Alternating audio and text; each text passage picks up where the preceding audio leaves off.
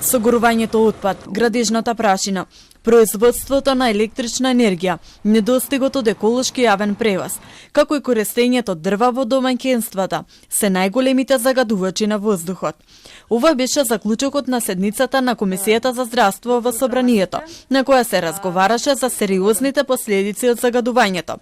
Експертите од невладините организации повика на итно делување, системски мерки и долгорочни решенија за намалување на загадувањето и заштита на здравјето на граѓаните.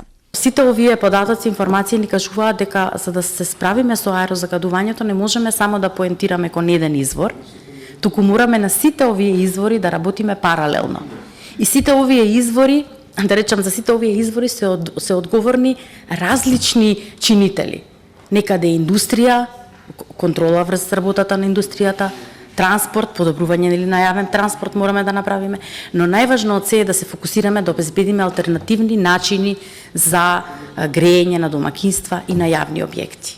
Невладините организации посочија дека неопходно зголемување на буџетот за животна средина, воведување интегрирани дозволи за индустријските капацитети, строга контрола на согорувањето отпад и намалување на емисиите од транспортот.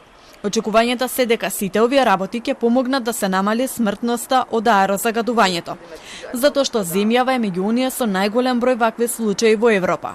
Во Скопје годишно умираат околу 1200 луѓе како резултат на загаден воздух, а УНИЦЕФ, ова е нивната статистика, проценува дека 11,6% од смртните случаи кај доенчиња под една година се директно поврзани со аерозагадувањето. Според податоците во Македонија годишно од загаден воздух умираат повеќе од 3000 луѓе.